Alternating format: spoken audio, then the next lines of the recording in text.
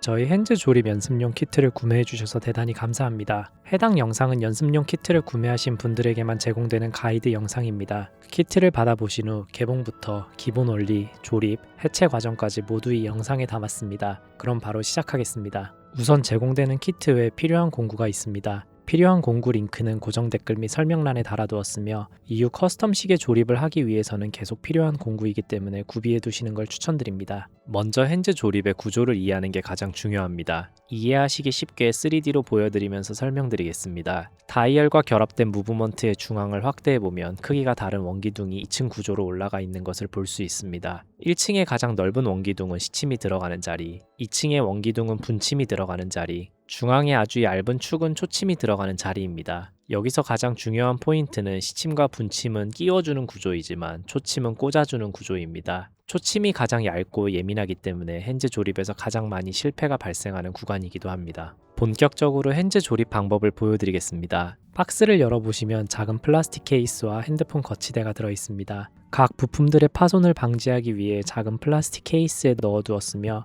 핸드폰 거치대는 가이드 영상을 시청하시면서 조립하실 수 있도록 넣어두었습니다. 간혹 배송 과정 중 무브먼트의 기어가 빠져 있을 수 있습니다. 무브먼트의 중앙부를 자세히 보시면 검정색 톱니바퀴와 금속판이 보여야 하는데 빠져있는 경우 위 사진과 같이 보여지게 됩니다. 이때는 검정색 톱니바퀴 위에 금속판을 먼저 올리고 난 후 무브먼트 중앙부에 톱니바퀴를 꽂아주면 됩니다. 용두를 꽂아 돌렸을 때 위와 같이 톱니바퀴가 잘 돌아간다면 정상적으로 결합된 것입니다. 우선 핸즈를 조립하기 전 무브먼트에 용두를 먼저 꽂아줍니다. 용두를 꽂아준 후 살짝 뽑아 무브먼트의 작동을 멈춰줍니다. 다이얼을 자세히 보면 홈이 살짝 파여있는 곳을 보실 수 있습니다. 이는 용심이 들어가는 방향으로서 보통은 3시 방향에 위치하였으며 경우에 따라 회중시계나 탁상시계는 다른 방향에 홈이 있습니다. 다이얼의 뒷부분에는 무브먼트와 결합할 수 있게 해주는 족이 있습니다. 무브먼트와 다이얼을 결합해줍니다. 다이얼을 무브먼트와 결합할 때 용심 방향에 맞게 위치하였는지, 센터 위치가 잘 맞는지, 마지막으로 족의 위치까지 고려하여 눌러줘야지만 다이얼이 무브먼트와 안전하게 결합됩니다. 간혹 이 방향을 맞추지 못하면 족이 휘어지거나 부러지는 불상사가 발생할 수 있습니다. 다이얼을 눌러줄 때는 부드러운 천이나 종이를 가지고 살며시 눌러주어 잘 결합시켜줍니다. 핸즈 조립 첫 번째 방법은 워치 핸즈 프레스를 사용하는 방법입니다. 초심자에게 가장 추천드리는 방법입니다.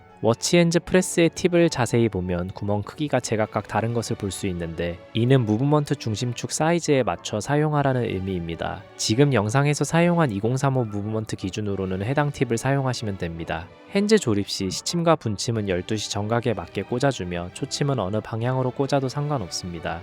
핸즈를 자리에 맞춘 후 워치프레스로 살짝 눌러주면 핸즈가 안정적으로 끼워지는 것을 확인하실 수 있습니다. 2035 무브먼트는 이 팁 하나로 시침, 분침 모두 꽂을 수 있으며 마지막 초침에는 막혀있는 팁을 사용하시면 됩니다. 핸즈 조립 두 번째 방법은 핀셋을 사용하는 방법입니다. 별도의 공구 없이 핀셋만 있으면 가능하지만 어느 정도 핸즈 조립에 익숙하신 분들께 추천드립니다. 방법은 핸즈를 정확한 위치에 올려둔 후 핀셋을 무브먼트 중심축에 맞게 벌린 상태에서 살짝 눌러 끼워주는 방식입니다. 초침까지 모두 조립 후 각 핸즈가 수평이 맞는지 용두를 돌려 시간별로 각도가 맞는지 검수하며 마무리합니다. 이제 해체를 해보겠습니다. 제일 먼저 핸즈를 제거합니다. 핸즈는 핸즈 리무버 스타일에 따라 위와 같은 방법으로 제거할 수 있습니다. 이때 다이얼에 스크래치가 나지 않도록 주의합니다.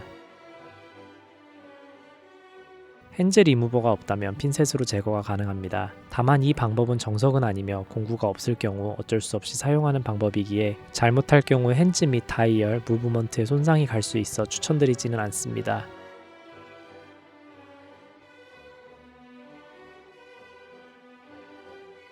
두 번째는 용두 분리 방법입니다. 시간을 멈춘 상태에서 무브먼트의 해당 부분을 핀셋으로 누른 후 용두를 당기면 분리됩니다.